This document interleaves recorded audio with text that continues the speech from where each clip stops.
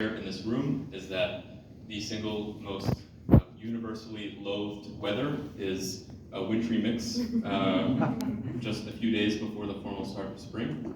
So special thank you, really, for trekking through this grotesque weather and being with us for this important conversation.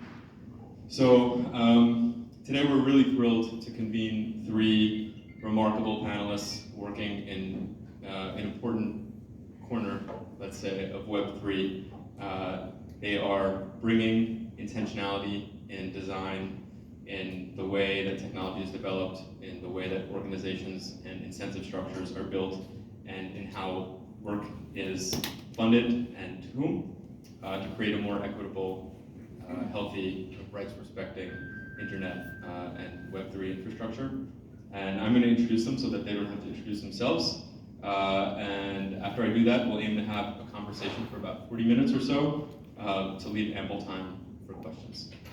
So in the first place, joining us from the Bay, this a wonderful giant head behind us is Jomira Herrera. Jomira was an operator in EdTech before becoming a VC, first at the Emerson Collective, Lorraine Powell Jobs' at his family office, and later at Cowboy Ventures, where she spent a lot of her time working with consumer internet and marketplace companies, and now as a partner at Reach Capital, a prolific, education-focused, I think $300 million fund that the information recently ranked as the single most diverse VC firm in the country.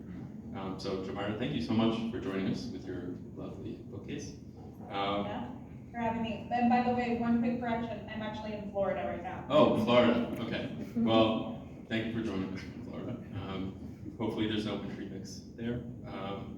To my left is Austin Roby. Austin is the co-founder of Ampled, Brooklyn-based ethical web platform that allows musicians to be supported by their community with direct recurring payments, structured as a co-op. Ampled is 100% owned by artists, workers, and community, not VCs, with the ultimate goal of creating a permanent vehicle for artist prosperity, not an acquisition or an exit. He is also a founding member of Meta Label, an unnamed fund, a contributor at Friends with Benefits, and teaches music and platform cooperativism at the New School.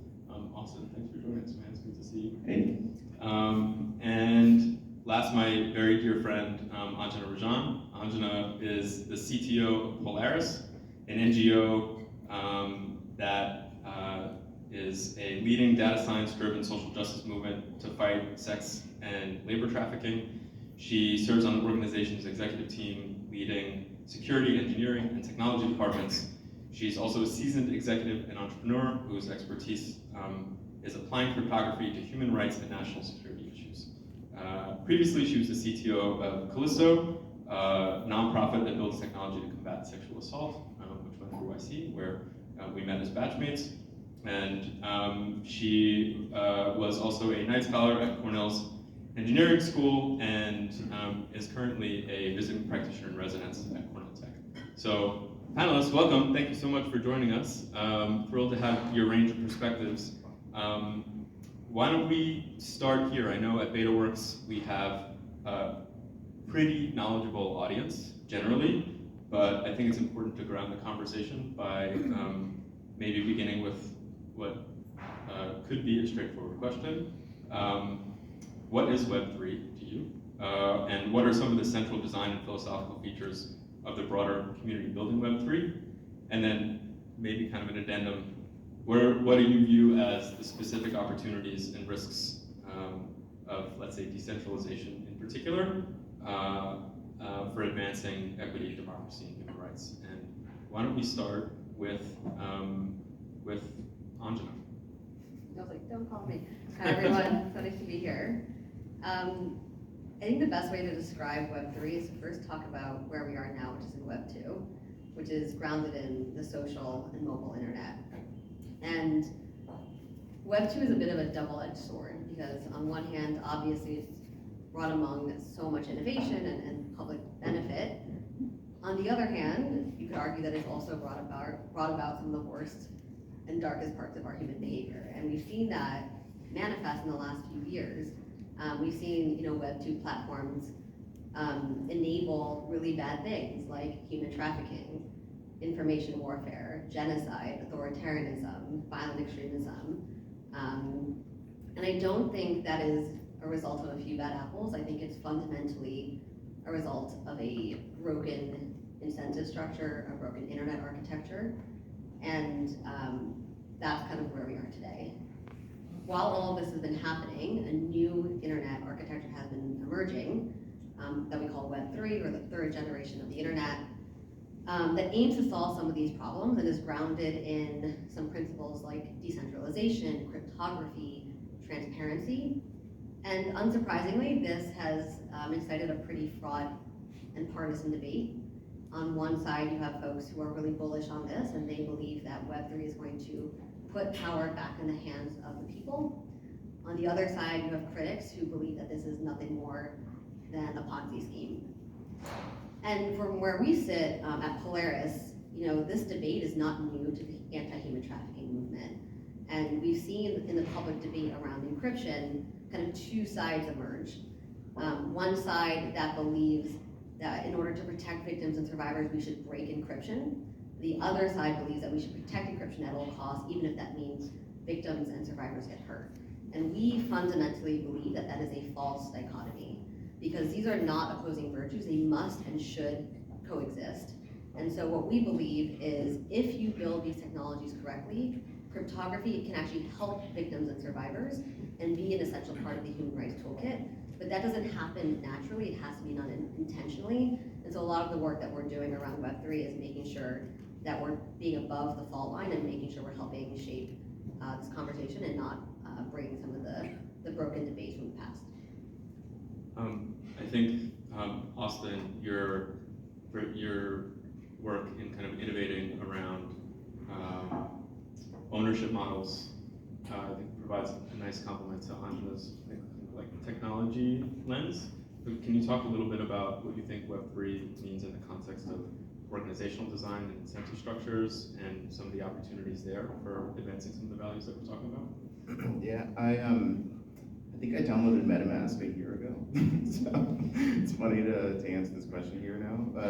But I like what everyone else sees is true. Like scams, like hyper financialization, like rampant, like all the worst parts of capitalism amplified, like on steroids. And I like think that all those things are true. The thing that I see is, at least coming from the place of having to trying to work with a team of people. We have some ample people back there, but a group of people working to build collectively owned internet infrastructure, and the challenges of doing that in very traditional ways with needs-based legal ownership, and trying to bootstrap something with traditional, almost non-existent funding infrastructure for this. So the thing that I see that I am excited about is reorienting our ideas of ownership. Ownership of media, it's kind of where we're stuck of thinking about bad crypto art as NFTs and being able to own that. But I'm more excited about ownership of organizations, and ones that don't prioritize code. That it's fundamentally groups of people and pro-social, collectively owned organizations. So that's what I see Web3 as being able to enable. I think I'm excited to dive into that more with you in a little bit.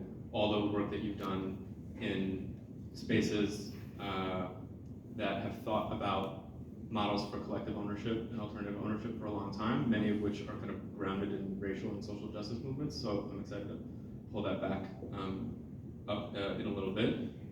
Jamara, speaking of funding infrastructure, I don't know which way to turn.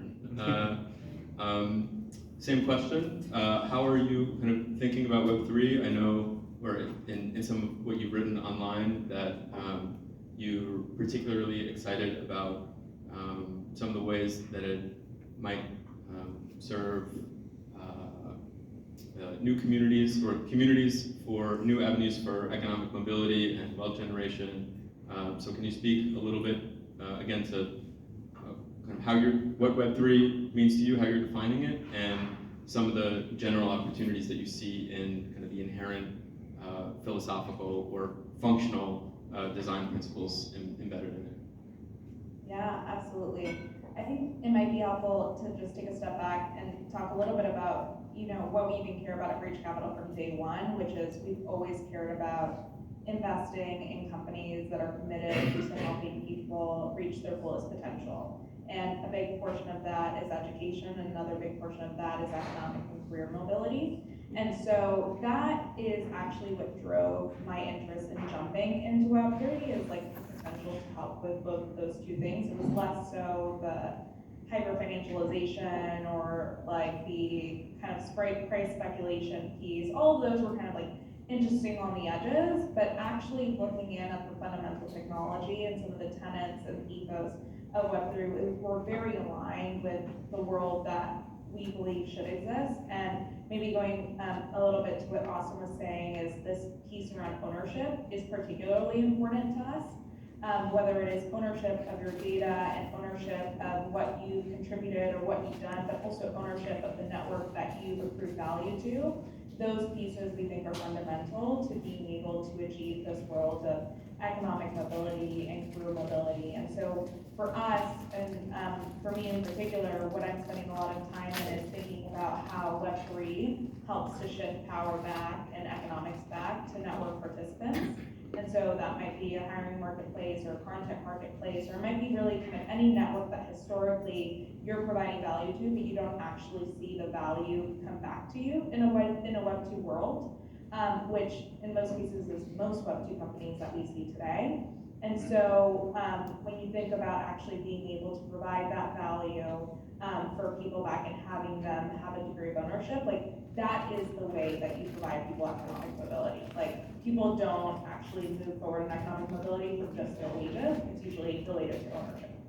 And so that's personally what makes us super excited about the space and really what it means, at least to me, in terms of what I care really deeply about. I'm so glad that you invoked this idea of shifting power so early on in this conversation. I think one of the invocations that would have served Web 2 really well, thinking about power structures, inherent power structures, at the beginning of thinking about that architecture. I think, Austin, you wrote, I think that's a nice transition. Austin, you wrote a widely circulated piece recently about what DAOs and kind of longer standing models around collective ownership can learn from each other. And kind of inherent in that, I think, is this idea of shifting power. So can you speak a little bit to some of the things that you think Web3 enthusiasts can learn from existing movements, models, communities, around co-ops, around platform cooperatism, and I think specifically, I think in your writing you noted, I think this is particularly important, that a lot of that innovation came about from marginalized groups who were innovating for their survival and self-sufficiency, right? So if you could speak to that origin a little bit too, that'd be great. Yeah, I was just a little bit, I think initially frustrated by like Constitution DAO. Like it was, on one hand it was, which I don't know, I'm sure like a lot of people have heard of this, but it's like a money swarm on the internet that raised $40 million to try to buy a copy of the Constitution. And I just kept thinking that groups that were raising money during Occupy to like forgive debts, and how that money could have been really impactful in other ways. And like, if you have $40 million, who wants to buy a copy of the Constitution? So like, and I think, on one hand, it's like I appreciate making the internet fun again. It's not fun, right? Are we not having fun?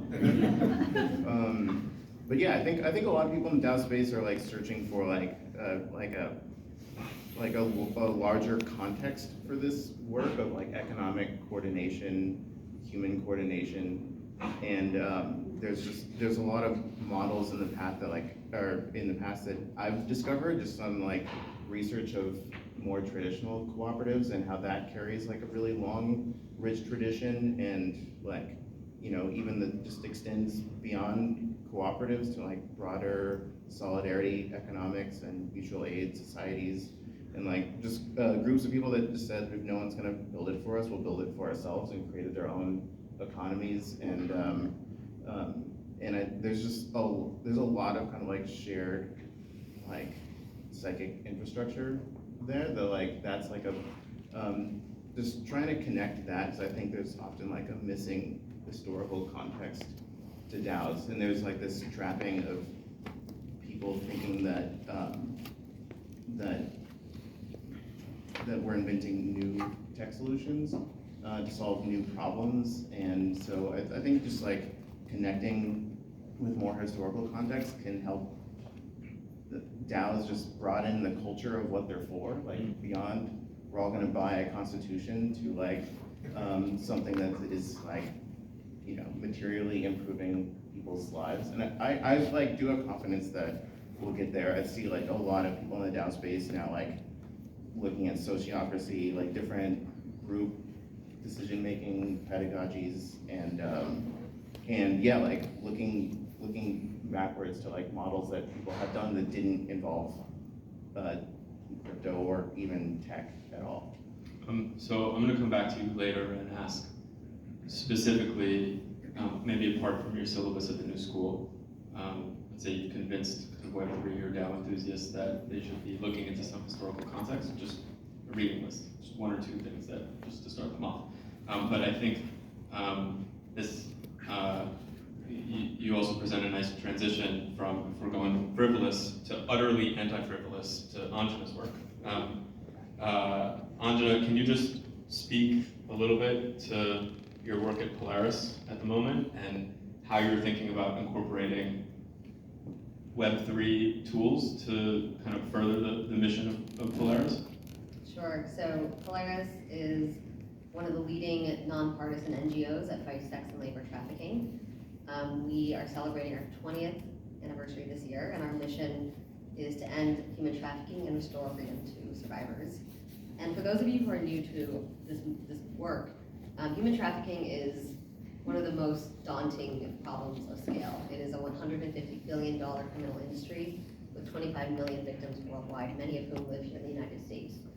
And so when we think about our work, we take a three-pronged approach. The first and foremost is that we're survivor-centered. And what that means is we let survivors be the center of all of our work and our strategy, and we have survivors who work at Polaris from junior staff all the way to our board, and that's a really big part of how we center our community. The second pillar is that we're racial justice focused, and that means that human trafficking cannot be solved just through a criminal justice lens. We need to also understand the vulnerabilities that makes a person and a community susceptible to trafficking in the first place. And finally, our third pillar is that we're technology enabled. And again, if we want to be able to keep up with this problem, technology plays a big part in how we do that. I obviously spent a lot of time thinking about the technology piece, and when we started to do this work, the way we build, it requires a different way of thinking. And so we've created a methodology and a philosophy at Polaris that we like to call mission engineering. And essentially it has a couple of prongs that everyone on our team has to embody these qualities. The first quality is that you have to have really strong technical skills, right? We're not just doing digital service, we're not just building websites, we're doing crypto, we're doing AI, we're doing security, we're doing product engineering, we're doing like really complex technical work, and so there's kind of desire to bring that top technical talent into our fold. The second quality that you have is that you have to have a multidisciplinary, complex systems approach. Human trafficking is quite literally as old as a biblical crime. It's one of the oldest crimes in the book, and an app is not going to solve it. And we really need engineers to really understand policy, sociology, economics, and all these other facets to understand how to build the right solution. And then the third one is that you need to take a survivor-centered, trauma-informed approach and really understand like what are the unique user perspectives that our work has to serve. if all of those things by themselves weren't enough, underneath that, you have to have the ability to respond to a rapidly changing threat landscape, because the threat model in our work is pretty intense. And so the way we kind of describe the vibe, if you will, is if you were to take the innovation and the speed of the tech sector, take the strategy and complexity of the policy sector, the compassion of the humanitarian sector, and the fearlessness of the security sector, that is mission engineering, and that's kind of the vibe, and I keep saying vibe, but that's like the ethos that we're really trying to create. So that's really like who we are and how we think about our work. And over the next 3 years, we're really looking to focus on 4 key areas. The first is what we call holistic security. And like I said, our threat model is really complex. We are not only dealing with human traffickers, but we're also thwarting off violent extremists and white supremacists and other rogue actors who are not happy with us fighting this fight. And so we really need to take a holistic and comprehensive approach to security. And we've spun up a pretty comprehensive disinformation and information warfare program, which I can talk about at another time. The second category is what we call ethical AI. So our flagship program is the National Human Trafficking Hotline. It is a crisis hotline that we've been operating for 15 years, that operates 24/7, 365, and is the front lines of the movement. And as a result, we've generated the single largest data set on human trafficking. So the next question becomes, what do we do with that data? How do we learn from it? How do we compound that data asset? But more importantly, just because we can do something, it doesn't mean we should. And so what we really spend a lot of time thinking about is, what is the ethical way to make the most of this data in a way that centers the people who trust us with their most traumatic moments? The third area, kind of building off of that, is what we call modern survivor engagement. So as we think about the third decade of our work, and we think about what it means to respond to survivors in crisis, what are some new and innovative products we can offer, including things like cash transfer, or other emotional services and things like that? How do we have survivors inform the research that this movement does and have them actually drive the research agenda? So we're really thinking about the product engineering story around how to build those survivor engagement products. And then the fourth pillar, obviously, that we're speaking about is crypto and human rights. And so we really think about it in a couple of ways. One is really looking at it from an offensive and defensive stance. And I think that's kind of, there's one thing to take away from this today. It's really that we need people to be able to hold the complexity of this work, because to simplify it as good or bad, it misses the whole point. And so we want to understand, like, how are people abusing this technology to commit crimes like human trafficking, but what are the ways that it can be repurposed to empower survivors? And so on the defensive side, we have been running a program called the Financial Intelligence Unit, which essentially says, how do we empower the global financial sector to disrupt human trafficking networks at scale? And this has been a program that we've been running for about 2 years. And in the last 6 months, we've launched a new crypto research initiative to really analyze blockchain data to see where are traffickers innovating and creating new ways of exploitation, and how do we disrupt that. And then on the offensive side, we're also thinking about, how do we take this new philanthropic market that is emerging and really think about and understand this new currency, and really take those funds and put it in the hands of survivors directly. And so that's kind of what we're looking at. And then the third piece of this crypto work is really thinking about, how do we influence policy? How do we influence the philosophy of this? And many of you probably know that today the Biden administration just put out a new executive order, and we really want to be at the tip of that conversation, because ultimately we cannot wait to see a decade later how the technology is abused. We want to help shape how it's built and how it's regulated before everything else happens, because ultimately we feel that the architecture of Web3 is the single most urgent human rights imperative, because it's going to determine who holds political, social, and economic power in the near future and who doesn't. And whoever sits at that table is going to make the rules. So we want survivors and victims to help make those rules. And so part of our reason for feeling bullish on this is also influenced by our pessimism, right? They kind of go hand in hand. And that if this is going to be the future, we want to be able to help regulators understand its potential and help builders understand its risks, and really bring this conversation to a focal point. So that's a bit about who we are and what we're building. Your mic. Also, and so before we wrap, I would love to revisit because I think some of what you alluded to. First of all, I think this idea that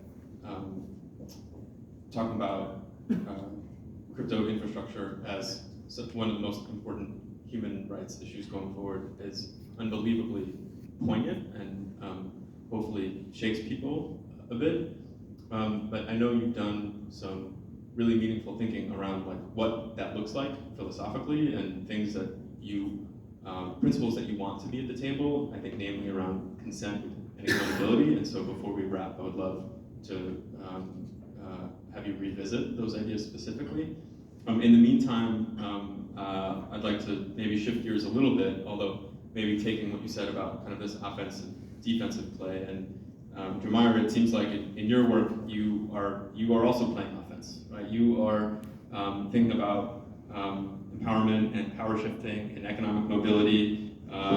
You wrote recently that you think we're finally at a moment between culture and technology that are conspiring to create a much more equitable future. So can you talk a little bit about what inspired you to write that and how it's kind of manifests in your work, both kind of in maybe the deal flows that you see and some of the community that you're trying to build and so on?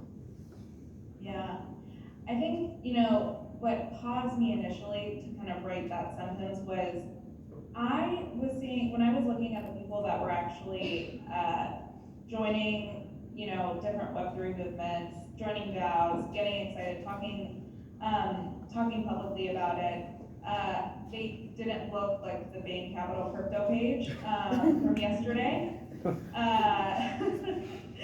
It had to be brought up. It had to be brought up. It had to, I'm sorry. There was no way we were gonna get through such a bringing it up. They were young people and they were people of color and they were folks that I have been working with on economic mobility issues for a very long time. And so part of that inspired me, like that was actually part of the inspiration why I decided to jump in. And much of like the cultural ethos, kind of going back to what I started off with, was really around this idea of people wanting to take back ownership, both in what they own, ownership and what they contribute to.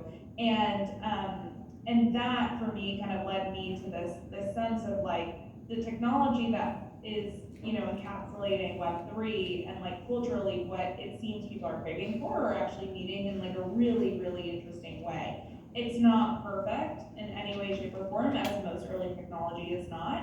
And I would say like overall the Web3 ecosystem still pretty much skews higher income, male, white, though, it's changing. It has the potential to really get closer to what we hope kind of the world of the internet could and should look like. I think what we're seeing right now, just from like a deal flow perspective, to be totally honest, most of the stuff that we're seeing right now is more at the infrastructure and technological layer, which is where it should be.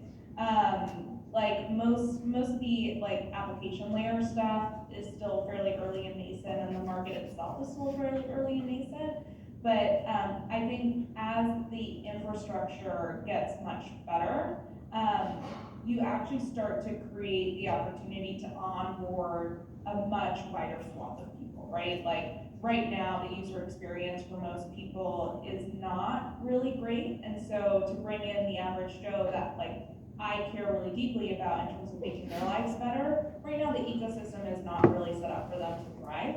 And so as the technology gets better, the user experience gets better, the like education around what does it mean to participate in Web3 gets better, then all of a sudden you start to like actually open the aperture to get closer to like what that ideal was that I laid out in that article. It's not there today. I think it was awesome that said earlier, there are still scams today, there is hyper-financialization today, there are a lot of downsides right now that exist in the ecosystem. That doesn't mean you throw out the baby with the bathwater, it just means we need to make a lot more investments in terms of making the ecosystem far more inclusive, and that's just going to take time and also really great talent to come into the space that hopefully, and I think it's like, I aspire to this, that hopefully this talent is actually more reflective of like the overall, like where we are globally in terms of like race, background, ethnicity, whatever it might be, than historically those that have built the internet in the past. Are there any specific companies or DAOs or organizations or even individuals that you'd want to call out that you feel like are kind of fulfilling? Yeah, so I will say on the NFT project side, one really exciting one that I think a lot of folks appreciated was Crypto Coven, that I personally participated in. And the reason I loved it, and actually the way I think about NFTs from a digital art perspective, is if the NFT went to zero, would it still be valuable to me? And that's how I felt about Crypto Coven, because it actually focused on onboarding a new set of folks into crypto, mostly women and people of color. I think it was over 50% of people that bought a crypto coin, they were buying an NFT for the first time.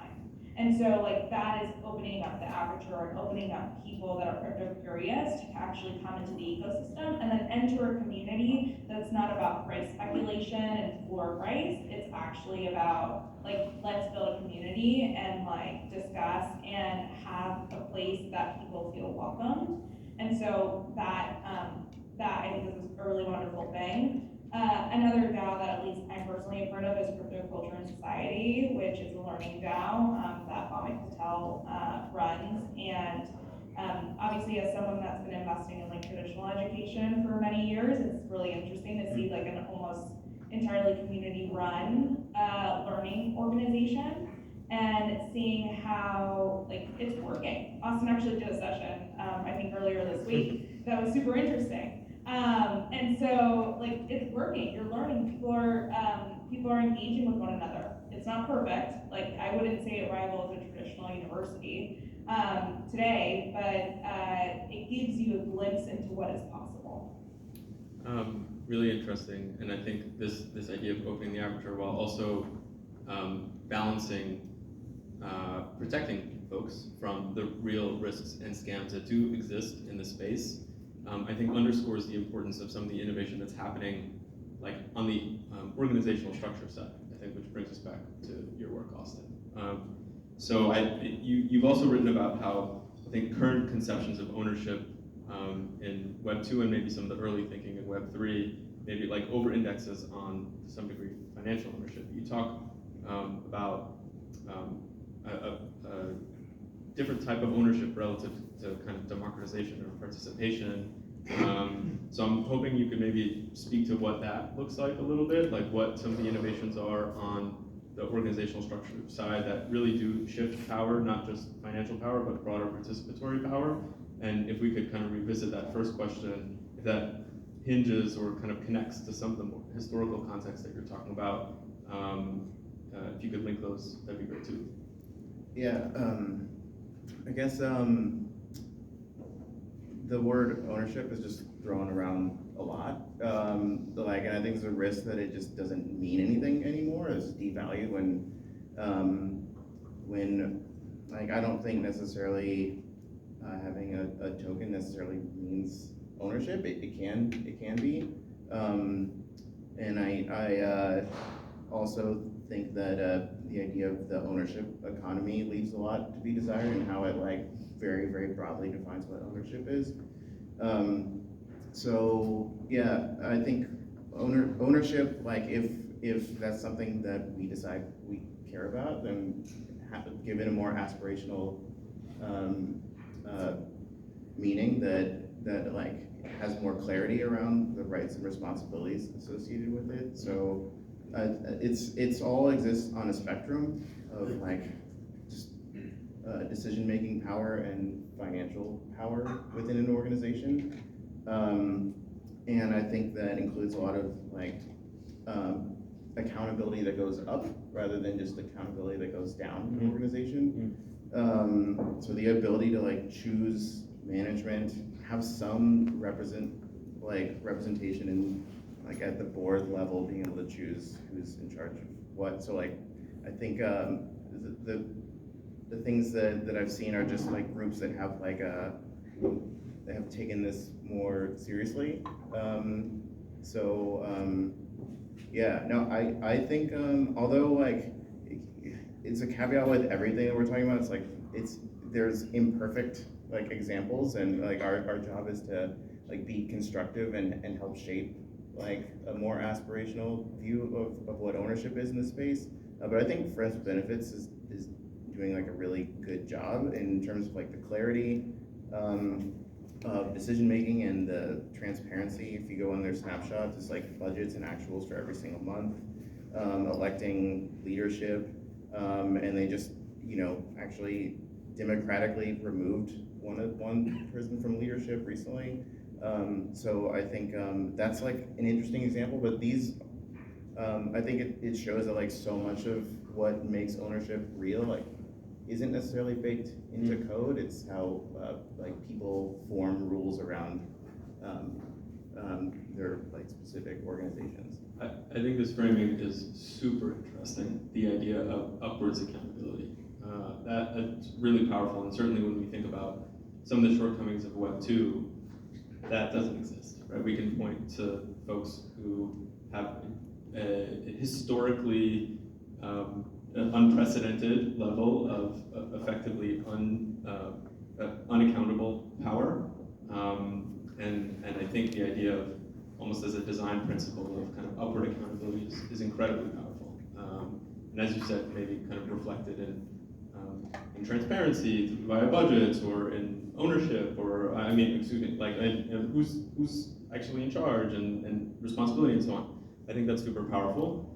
And I guess maybe brings us back to Angela, because we're talking about this idea of accountability, right? And I think you think about accountability in I guess upwards accountability in a way of sorts, but can you talk a little bit to what we framed before around what some of the principles that you're looking to bring to the table relative to, say, accountability and consent as it kind of pertains to being in the technology itself? Yeah, sure. Again, I just want to just like ground the conversation and kind of think about like what is the fault line we're dancing around. For me as a cryptographer, I largely believe in the potential of Web3 because I think that it has a possibility to help victims and survivors achieve economic and social justice. And for me, part of being survivor-centered means enabling their privacy, creating accountability and autonomy. But as a human trafficking expert, this is where my skepticism comes because I don't think we're quite where we need to be to protect the most vulnerable people in our society. And I'm talking about people who are exploited for their labor, people who are exploited, who are sexually exploited, people who are oppressed by the state because of racial discrimination. And so a lot of what we've been thinking about and scratching our heads around is what could the affirmative vision of this critique look like? How do we build it correctly for its current shortcomings? And so we have been writing this paper that hopefully will launch soon. And essentially it puts forward a proposal of how to architect this properly. And what the ambitious, lofty vision is bringing again these like kind of two dichotomous sides of the debate, right? If the first goal is to protect civil rights and democracy, then the affirmative vision of Web3 is that it can protect our privacy and security, it can create economic inclusion, it can put the power back in the hands of the participants of a democratic society. On the other hand, if the other kind of dichotomous goal is it can also protect our national security and fight crime, which is kind of a thing that might surprise people. If we build Web3 correctly, then this will make it harder for authoritarian governments and criminal actors to abuse and oppress others, and it'll allow us to keep those actors, malicious actors in the internet of the past, while putting forward American prosperity and security. So my goal is to kind of go to this debate and help people on both sides actually see why this is potentially beneficial for both sides, again, if we build this correctly. So then the follow-up question is, well, then how do we build it correctly? And so what we put together is saying, looking at our kind of long-term strategy to fight and prevent human trafficking, which is something that we call at Polaris the 3 big fights.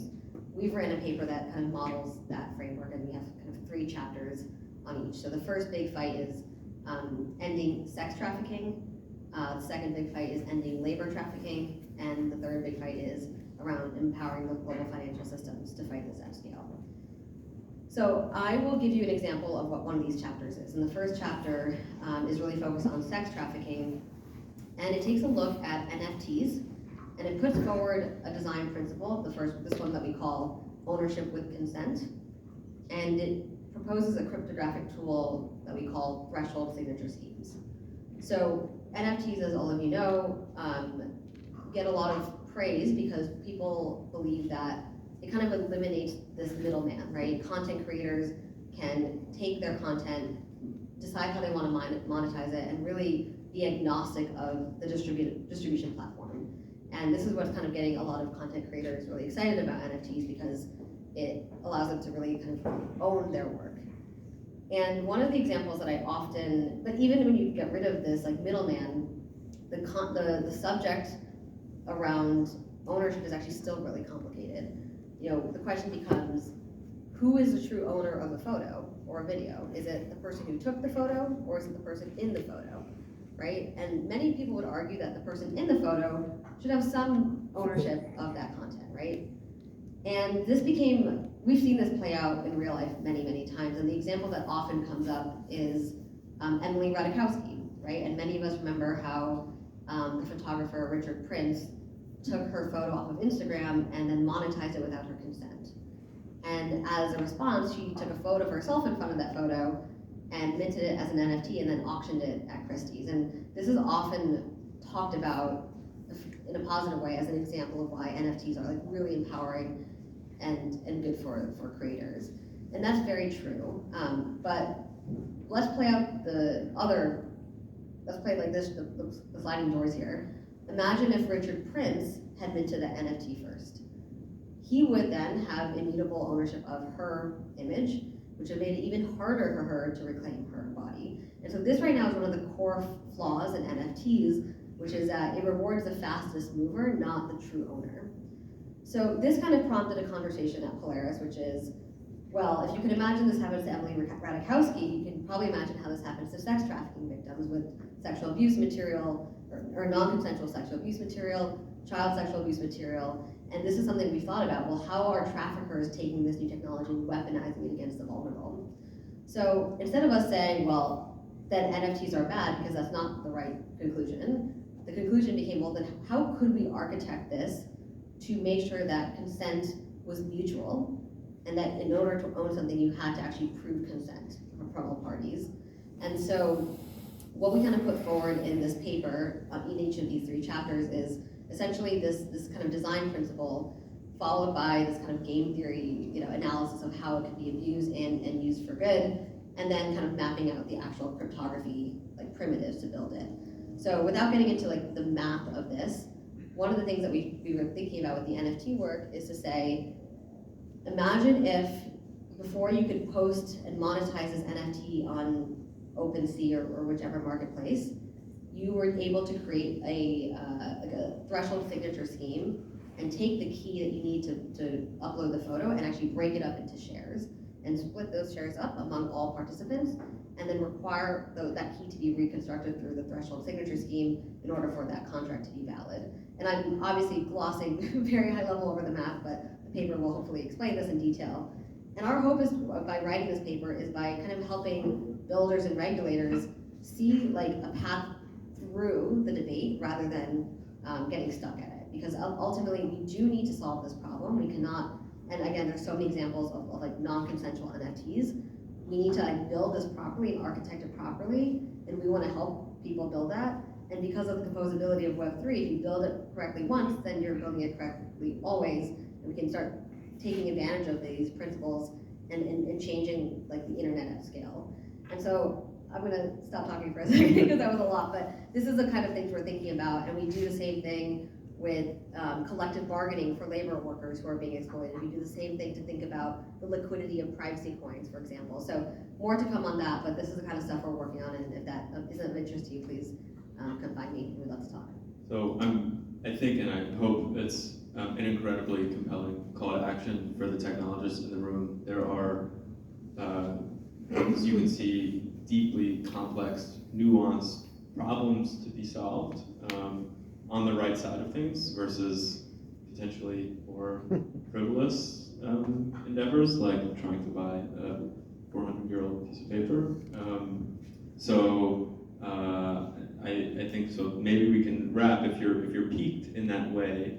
I'm gonna ask one final question, and I'm gonna start with Jamara, and I'm gonna ask the same to everyone before we open it up to questions. And forgive my forcing function here, please. But I'm gonna try to do kind of 60 seconds or less or so. I'm not gonna not like a true forcing function, like an approximate forcing function, but like for folks that are now, or maybe they had already been, but are even more motivated, I would imagine, after hearing some of all your incredible work, to build a Web3 that embodies equity, or advances equity and democracy and human rights. What should they be thinking about? What should they be reading? What should they be working on? So, Tamara, we'd love to start with you. Yeah, in terms of what if you're interested in building Web3, I think the most important thing to be thinking about is who you built it with. I often think about would Twitter be different if there was a woman in the room with the people that were originally building it, or if there were people of color in the room that could have said yeah, I can see how this could be used for bad. If you're interested in building Web3, think very, very deeply about who you build it with, and try to have a range of voices as part of that conversation. Because I think this Web3 is a really, really great opportunity, and that's how I choose to view it, to change the way that we interact with the internet. But it means that we have to be a lot more intentional than we've been in the past about who's choosing to build it. So that's what I will say, and it's less than 60 seconds. And super powerful. So thank you. Okay, Austin. Yeah, I'll just go back to the reading question. Yeah, go for it. Yeah. Try to prime you a little bit. Hours to Hack and to Own doesn't mention crypto or Web3 at all. Sorry, what's it called? Hours to Hack and to Own. There's a free PDF if you Google it. It's written or edited by Nathan Schneider and oh, you have it? Jamara held it up. Yeah, I have it. It just We can't see it. Oh, we can't see it. You can't see it in the background, but I have it literally right next to me. Oh, that's awesome. Yeah, it's edited by Trevor Scholes, professor at New School, and Nathan Schneider, who's spoke right after Vitalik at ETH Denver, so is now bridging ideas of platform cooperativism. But that's all essays of creating a fair internet through collective ownership. Doesn't mention crypto, but it's really good, and it's free on the internet.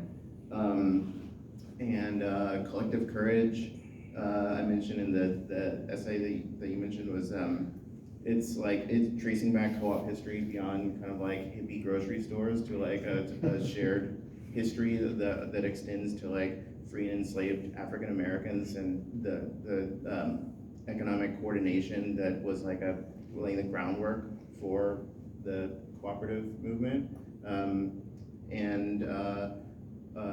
I also just really like Douglas Rushkoff too.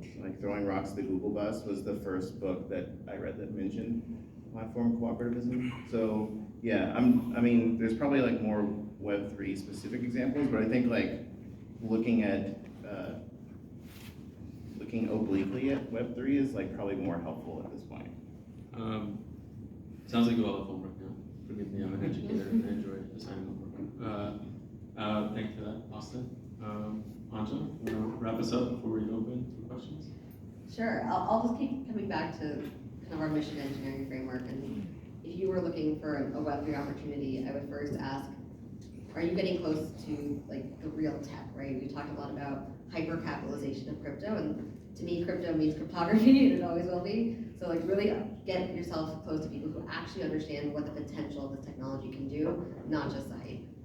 The second thing is what is the problem you're solving, right? I think a lot of the stuff right now, and it's true for any emerging technology, is because it's so new, you're doing very shallow kind of use cases. The closer you can get into the deep end, the better, because that's where we need the best minds solving those problems. And then again, echoing what Jamira said, who are you centering? Are you being, in our case, we are survivor centered, but who is the community you're centering? Who are you giving power to? And be intentional about that, and be honest about if that's really the right community to be focusing on. Awesome, thank you. So before we open for questions, can we have a round of applause for our incredible panelists? That was amazing. Thank you to each of you. So now I think we have, I know we had said in the run of show that we could go maybe up to 8:10 or so 15, 20 minutes for questions. So do we circulate a mic? Yeah. Awesome, so we have a mic over there. If you have a question, please raise your hand. Please be considerate to your fellow guests and try to keep your questions concise versus, say, a manifesto. Hi. Is that on? And if you could maybe also just share your name and if you'd like affiliation, that'd be great. Sure. Hi, I'm Olivia. I thought that was really great. I've been working crypto for 6 years, and I think that's my affiliation. Don't believe it. My question's for Anjana, and it's around the use of threshold signatures, which I think is I haven't really heard of that being talked about in terms of usage for inclusivity in NFTs, which is really cool. And decentralizing that transaction, like or authorization of those transactions without minting. I guess my question is, what's your take or your organization's take on how we incentivize people to engage a threshold signature scheme when they don't have to and they can just go mint whatever they want when they want? Yeah, I want to first give an explainer about what threshold signature schemes are, because I'm sure there's probably a lot of like ways eyes. This is my favorite thing to explain, because I'm a child of the 90s, and I grew up watching Captain Planet. How many of you guys watch Captain Planet? And so basically the plot to Captain Planet was there were these like 5 precocious teenagers who were trying to save and stop pollution, and they each had a magical ring, and they couldn't really save the day until they like brought their rings together and manifested this like very flamboyant superhero who would like, stop pollution, right? And so to me that is threshold signature schemes. It's like you're a planeteer, by yourself you cannot manifest Captain Planet, but together you can, right? So does that hopefully explain this? I'm probably gonna get a lot of angry emails from my professors for saying that, but that's to me like the layman's explanation of what it means to do, why threshold signature schemes are such a powerful tool in the crypto toolkit. You're right, there is not an incentive right now for someone to implement that, and that's why what we're doing at Polaris is saying we can't rely on the individual, we have to go to the top of the ecosystem. So for us, we're going around talking to venture capital firms and saying, look, use this paper that we're writing as an ESG framework, because we need one for crypto, and take these 3 design principles we're putting forward and say, your portfolio companies need to make sure that they're not enabling human trafficking or exploitation, because they're gonna have to testify in front of Congress pretty damn soon and explain why that's happening. And by the way, we're measuring where that's happening, right? We can measure like where trafficking is happening, and we know that right now, Facebook, for example, is the #1 recruitment tool for human traffickers. And so we're going to keep an eye, and we're going to hold companies accountable regardless. So for us, our incentive structure is to say, hey, let's work with the VCs, let's work with the builders and say, we'll teach you how to build this, but implement this into your marketplace, implement this into your products. Think about this for the long game, because it's in everyone's best interest to make crypto, not to change the reputation of crypto. If it's known as the place where exploitation and crime is happening, it will never reach its financial value. So we want to help leverage that and say, like, look, we know this is a hard problem, but we can take this combination of like understanding the cryptography with understanding the human rights problem and get in front of it and help build it together. And that's kind of like our long-term vision. So if you are a VC or you work at a company, you want to talk more about that, we'd love to also follow up with you guys on that. Thanks, Olivia. Hi, I'm Neil. I think that mic isn't working. Maybe hold it a little closer. Very quiet voice. Yeah, I'm Neil. Actually, I work at BetaWorks. I work in the basement, so you might never see me. But my question is for Austin. So you had this post that you mentioned earlier about what DAOs can learn from co-ops and vice versa. And the question that I had is, when you think about co-ops, they're obviously this great kind of Web 2 structure or pre-Web 3 structure for people to collectively own something, but we never really see them scale up to a very large degree, right? We don't see any kind of major organizations operated as co-ops. And so my question to you, really to anybody on the panel, is what do you think it is about Web 3 that enables DAOs or whatever structure or organization you want to call it to kind of grow beyond whatever the natural limitations of co-ops are in the pre-Web3 world. Because I think as we think about like community organization and all the things that need to happen for people to care about the important parts of Web3 and the human rights aspects of that, it comes down to a community kind of organization and orchestration problem. And so I'm just curious to hear your thoughts on what it is about Web3 that allows and DAOs that allow kind of overcoming that hurdle. Yeah, I think most people's views of co-ops are like smaller, like brick and mortar, community focused businesses. Yeah, I mean that's basically the goal of like the platform cooperativism movement, is to take that and apply it to like gig platforms so they can be collectively owned at scale. And speaking from experience of like being in this group, trying to bootstrap Ample, like a collectively run like Patreon for music, just have seen that it's really challenging to do this. I think primarily just the bootstrapping hump. Like, you know, we hadn't sold any ownership to investors. There's no funding ecosystem to really support this, so it's like a lack of resources make it really tough for like at least tech cooperatives to scale. There are larger cooperatives that scale too, it's worth noting that, and like I think it can sometimes be like a straw man of saying that, you know, co-ops are like small in all cases. But I think it's new, like tokens are like an incredible bootstrapping tool.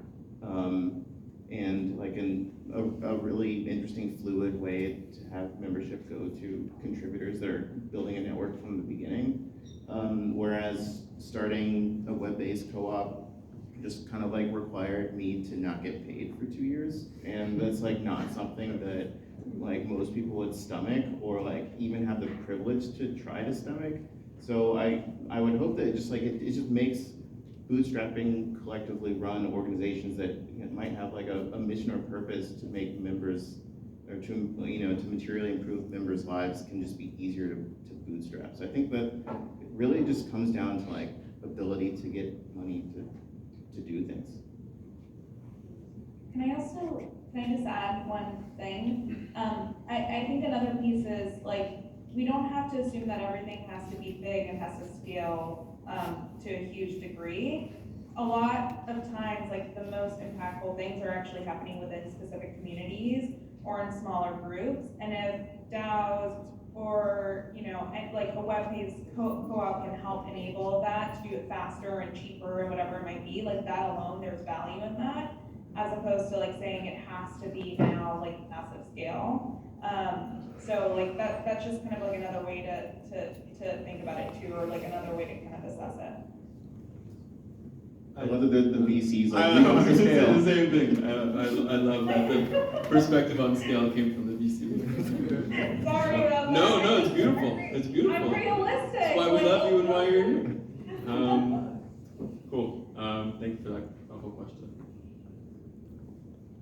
Hi, my name is Abby, and I'm a startup CEO and founder, and every one of you just has said such impactful things tonight. In terms of being at the very, early stages of this new frontier, how do you think that we're going to be able to create that broader participatory community? And, it does come down to education, it comes down to having the structures in place, but how do we prevent something like, Facebook being in charge of their advertising model is they're charging for eyeballs, right? So how do we use the Web3 infrastructure to reach your community? And starting now, where a lot of that community outreach is still happening on Web2, right? it's like, we're on Twitter, come join my Discord, and then have my NFT drop. So how do we overcome that, or what's the new way to do it? So I guess, yeah, that is, like, Discord went down yesterday, right? And then, like, all the DAOs stopped. So yeah, that's a problem. I think, like, the bigger, I mean, yeah, that's something that's, like, a very clear dissonant thing right now. But I think, like, how to bring community into, like, ways of working together. Like, I think it's more about like education of new ways of working together. Like we've like worked, lived, learned in all these strict like neo-lib hierarchies, and it's like a difficult, uncomfortable personal journey often to unlearn these and like work more collaboratively with people. So I think that feels like a generations long process. And I think like we're kind of just at the beginning of like people having like a strong urge to move away from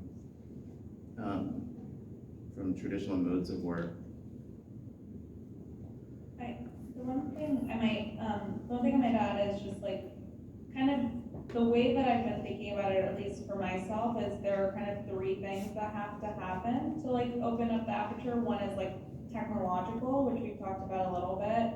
Like you just have to reduce the barrier and the friction to even participate in the first place. And like that's happening and will continue to happen over the next few years, if not the next decade. One piece is educational, and actually like, for some reason, I don't know why, I actually feel like Web3 is purposefully confusing. I have this conspiracy theory that like, they have like purposefully made it hard to understand it, because when I actually like, I took the time to rabbit hole into it, I'm like, why the fuck are they using some of these words? Like, it can actually be explained a lot more simply. And so like, part of it is educational and actually like, making it such that anyone can really understand it. And then I think also part of it is, I don't know what the right framing is like cultural. Like, oftentimes if you think about like the early adopters of high risk assets, they're typically like higher income, generally like white cis male. Like they're just like the early adopters of high risk assets. And so like, how do you make it such that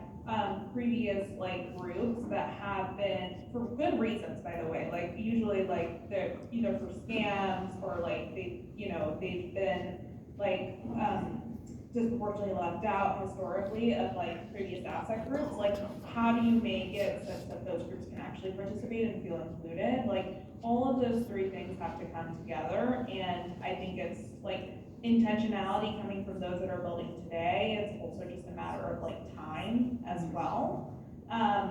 In order for folks to be able to like come in and like not recreate some of the issues that we've had historically. And then the only thing I will say is like, at the end of the day, technology will reflect like human nature to a certain extent. So like, we also have to be aware of that. Like sometimes the things that we like say we don't love, like they're actually just a reflection of what consumers actually want. And so like, that's something we also have to be aware of. Yeah, and I agree with everything Jamira and Austin said. I think if we want to create a more inclusive community, we cannot be dogmatic about this technology. And the more dogmatic people are, the bigger the gatekeeping is, and the less interested newcomers and first timers are going to want to join. So I keep going back to the takeaway being like, be your biggest critic and like understand where the flaws are, and then fix those flaws, and like lead through building and lead through solving, not just through creating like a zealotry that is easily discredited. And I think we can shift our own culture in this community to becoming smarter about how we talk about it and being like having a healthy dose of self-critique. We will then kind of lower those gates and be more inclusive. Thanks for that question. Time for maybe two more. Hi, my name's Rashay. I'm founder of a startup working on combating income inequality in the creator market. I think there were some really interesting points made about how Web3 enables creators to take back ownership and have more agency around their careers and their art. But I think what often gets lost in that is like, how do you translate that ownership to income? I think there's a lot of interesting research that's come out the past few months that shows that like creators have a challenge actually earning a livable wage. It's like 98% of creators make below federal minimum wage. Those who are professional creators that are earning a decent income aren't able to earn enough to live comfortably in most US cities.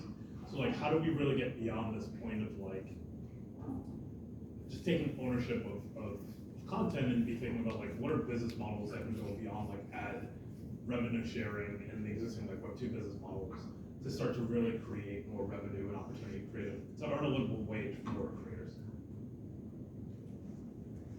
I think the term the creator economy used to be like a cool thing to identify with, and now it's like a pejorative thing.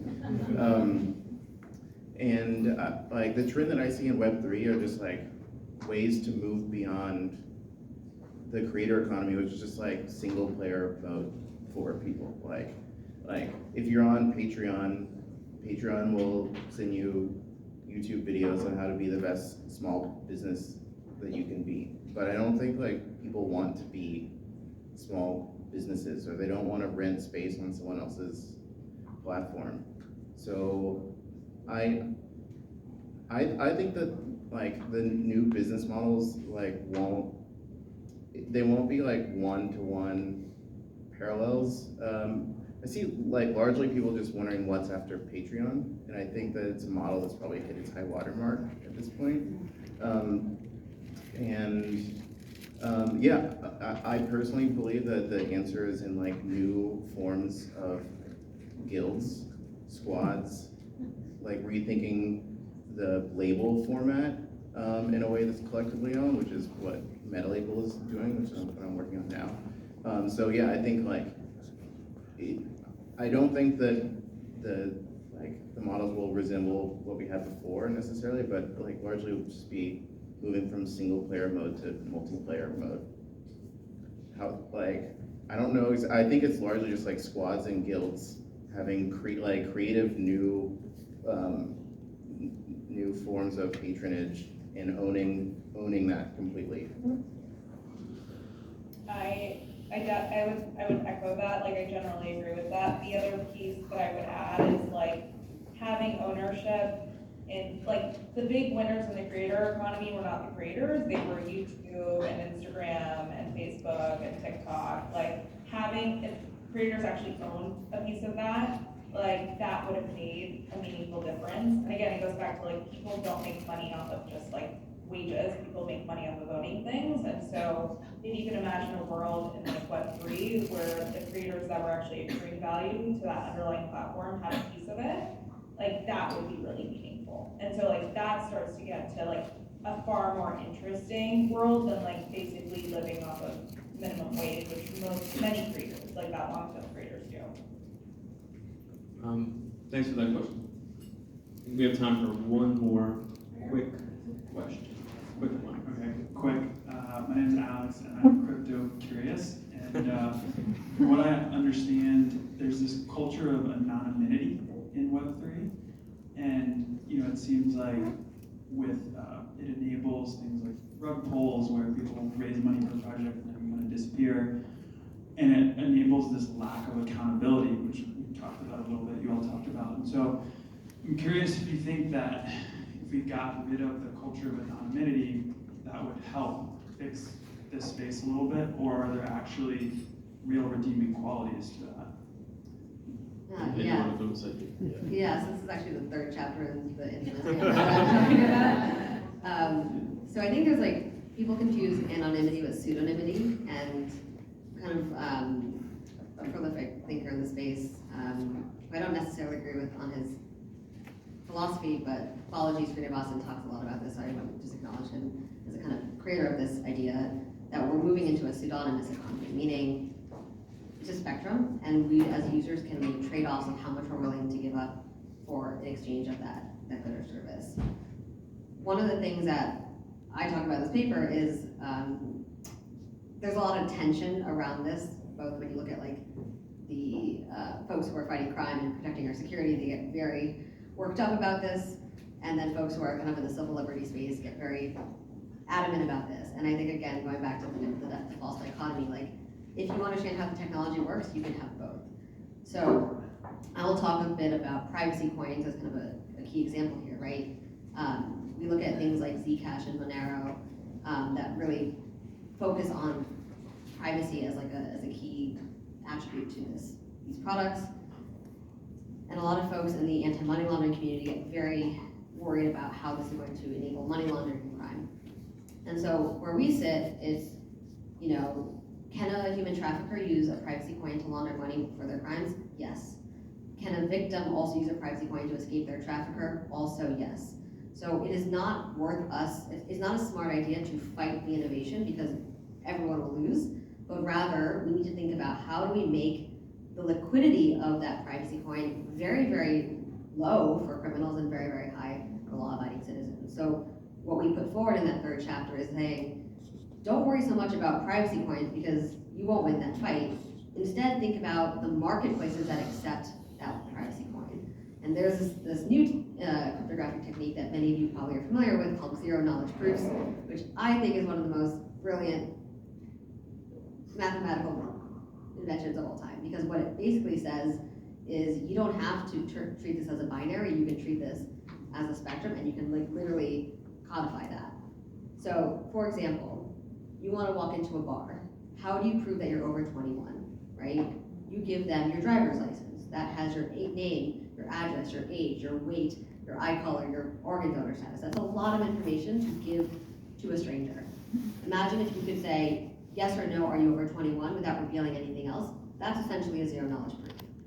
So, same thing with privacy coins.